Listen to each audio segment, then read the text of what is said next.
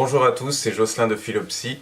Donc aujourd'hui, je vais vous parler de ce que j'ai pensé de ce livre-là.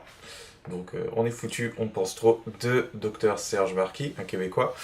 Et alors, il parle en fait de l'ego comme un petit hamster qui courrait dans notre tête. Donc l'ego, c'est... Vous savez à peu près ce que c'est déjà.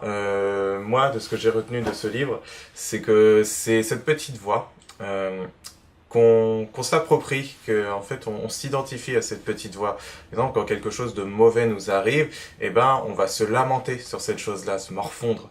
Ou alors, on va se comparer aux autres aussi. On va se dire, moi je vaux mieux que ça, moi je suis mieux que celui-ci ou que celui-là, ou je ferai ci, ça, voilà. Et il y a toujours un rapport au je, moi, qui est, c'est égocentrique, voilà.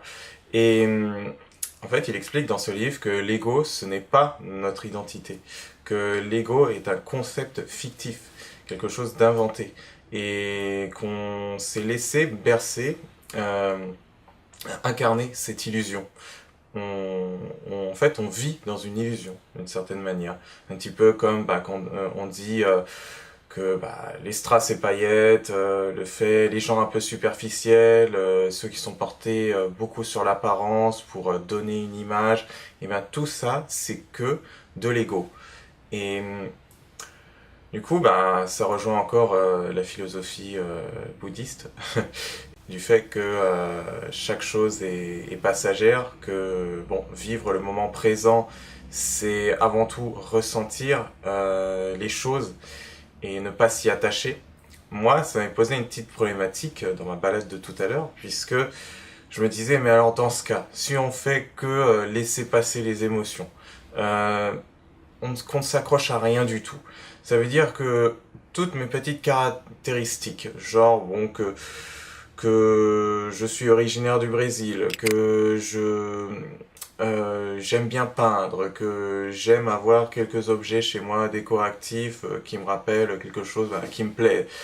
Du coup, ça voudrait dire que je devrais me débarrasser de tout ça, que ce serait de l'ego. Alors, en fait, finalement, non, puisque j'ai réfléchi un peu plus. Au final, ce qui est demandé, c'est de ne plus s'encombrer avec tout ce qui a une fin. Donc, tout a une fin, il faut s'y faire. C'est une vérité, et puis on voit bien, une vérité universelle, c'est ce qui se réalise, et comme tout a un début. Mais si on se fait avec le concept justement que tout a une fin, de l'impermanence, on ne retient que que tout ce qui a un début, ce qu'on gagne en fait, ce qui est bon, les bonnes choses qui nous arrivent. Et puis comme ça n'a pas d'importance qu'elles se finissent, au final, on est ouvert pour aimer les nouvelles choses qui arrivent à nous, même les plus petites. Donc, je peux garder toutes mes décorations, tous mes petites particularités, tout ça, mais il s'agit de ne pas s'y accrocher. C'est-à-dire, si je le perds, je ne suis plus rien. C'est justement à ça qu'on fait la guerre, à cette petite voix qui est là en train de nous exciter un petit peu. Et voilà, c'est un long travail, hein, ça c'est sûr. Y a des moments où je ne peux pas, par exemple, moi-même, je peux pas rester complètement, toujours avec du recul, complètement déconnecté, parce que je suis dans l'expérimentation, et il y a des moments où c'est plus dur que d'autres.